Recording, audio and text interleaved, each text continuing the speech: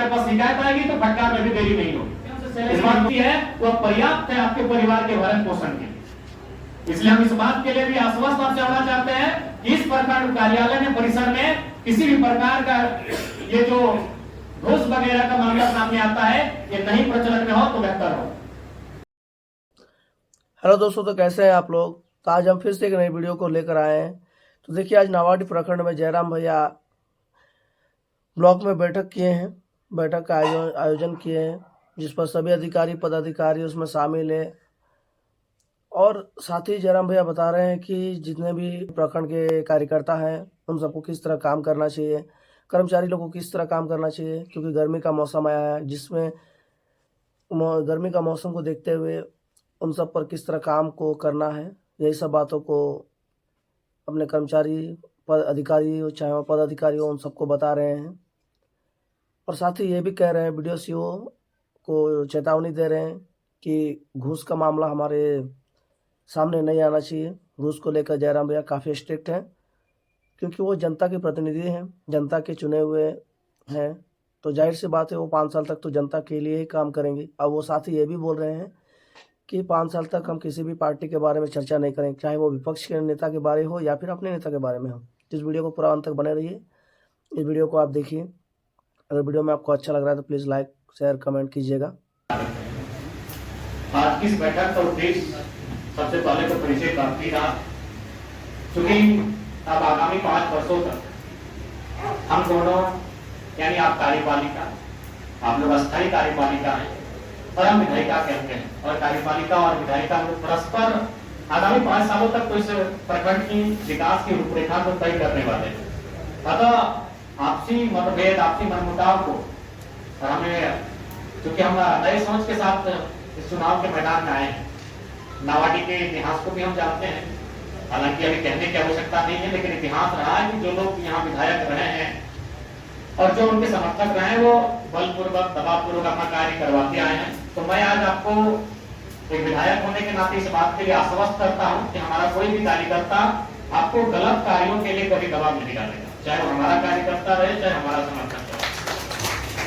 और कभी आप इस बात के लिए बाधित नहीं होंगे यदि आपके पास कोई भी योजना है, अगर वो आवास की योजना है और अगर हमारा समर्थक है, लेकिन उसके तुलना में अगर कोई विपक्ष का ही साथी किसी और को आपको कह रहा है कि इसका होना चाहिए, तो मेरा तुलनात्मक अध्ययन करते हुए आपको लगा कि नहीं, जो हमारे विपक्ष के साथी लेकर आए हैं जिस आवास के शख्स को और जिसकी बात कर रहे हैं, उनको लगा कि आप वोट जोड़ दे, तो निसंदेह हम विधायक केवल 94,000 जिन्होंने मत दिया उनके नहीं है, पूरे डुमरी विधानसभा के लोगों के विधायक हैं।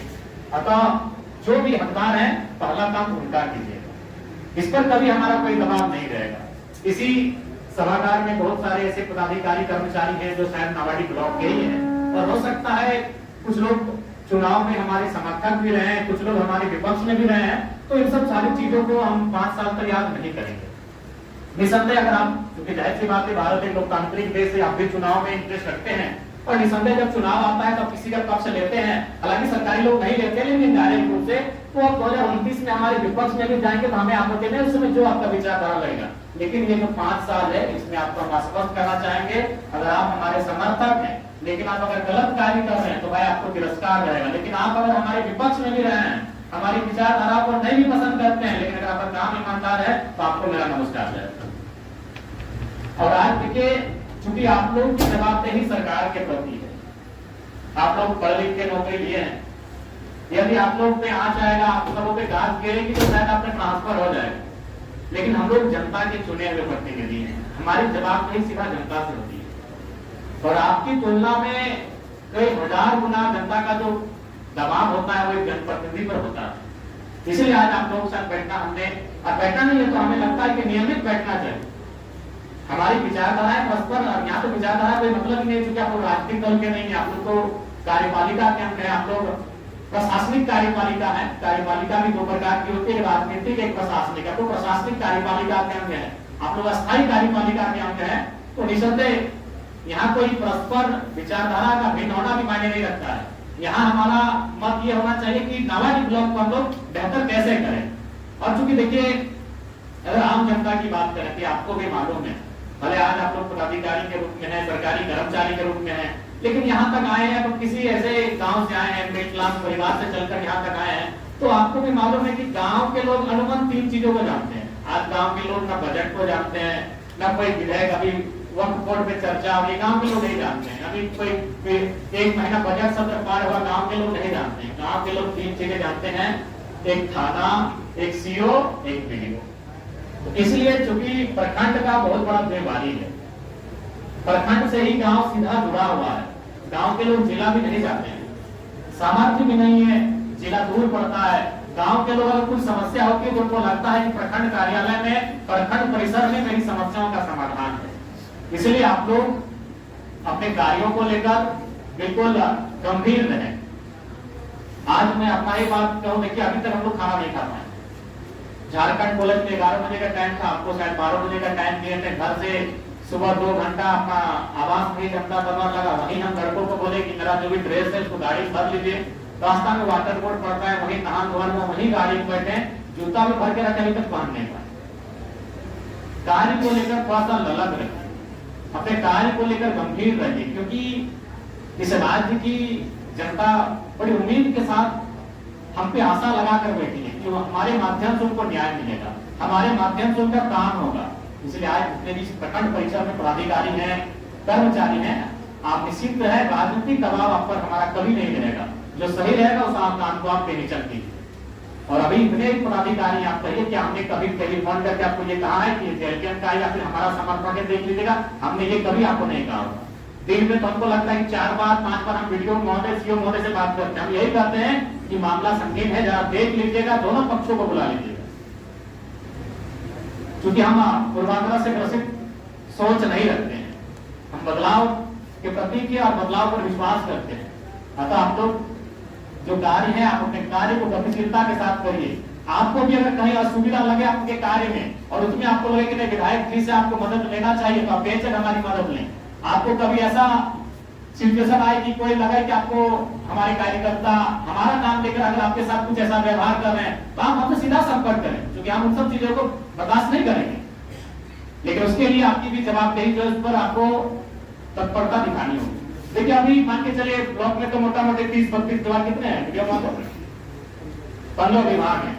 लेकिन हमें लगता है अभी फिलहाल काम करने की आवश्यकता है जल विभाग को, क्योंकि अभी गर्मी सर पे है और पिछले साल की तुलना में इस बार गर्मी का प्रकोप बढ़ रहा है, बहुत ज्यादा गर्मी है। अभी आप परिसर से बाहर जाएंगे तो लगेगा कि हम दिल्ली में आगे बढ़े, ये नावाडी नहीं है।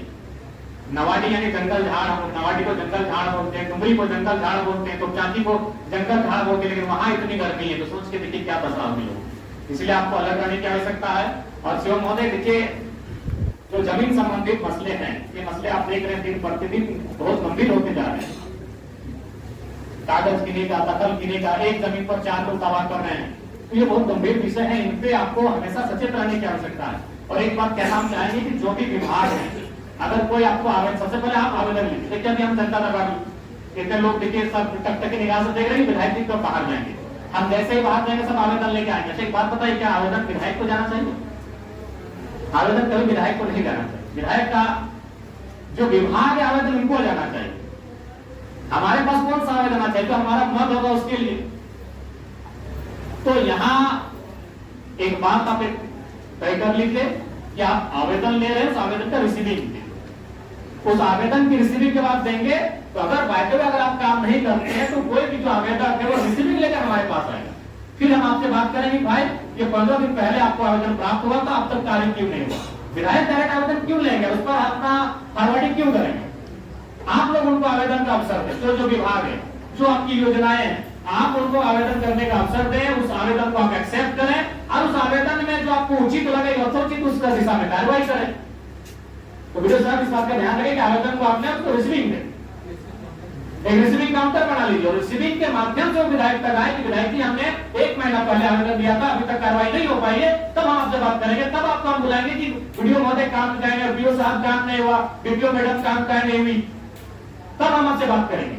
लेकिन पहला प्रयास ये होना चाहिए कि जो विभाग के पदाधिकारी हैं उनको काम करना हो।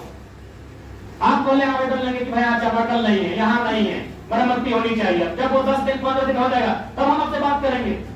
इसके बाद अभी तक आप मरम्मती नहीं कर पाए, इस बात का ध्यान रखें। बाकी निश्चिंत रहे, जो ईमानदारी से काम करेंगे उनका हमारा नमस्कार रहेगा। लेकिन अगर हमारे पास शिकायत आएगी तो फटकार में भी देरी नहीं होगी। इस बात को भी आप लोग ध्यान रखेंगे। चलिए आज ज्यादा समय नहीं लेंगे। आशा करते हैं कि नावाडी प्रखंड को हम लोग एक इस राज्य के 264 शायद प्रखंड है, उनमें आशा करेंगे कि यहाँ का जो पदाधिकारी है और यहाँ की जो योजनाएं है, यहाँ की जो कार्यशैली है, हम लोग कम से कम टॉप 10 में आने का प्रयास करेंगे। ये मिल के हमें संकल्प लेने की आवश्यकता है।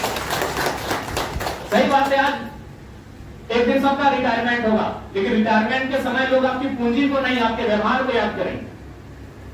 रिटायरमेंट हर किसी को लेना है, दुनिया से तो बाद में लेना है, लेकिन अपनी सेवा से पहले लेना है। तो जब आप अपनी सेवा से रिटायरमेंट लेंगे और अपने गांव में जाएंगे, अपने कस्बों में जाएंगे, अपने टोलों मोहल्लों में जाएंगे, तो लोग कम से कम आपके कार्य को, आपके व्यवहार को याद करें और उसके लिए आपके मन में, हृदय में सम्मान हो, इसलिए काम करना है। बाकी पूंजी के लिए आपको याद नहीं करेंगे।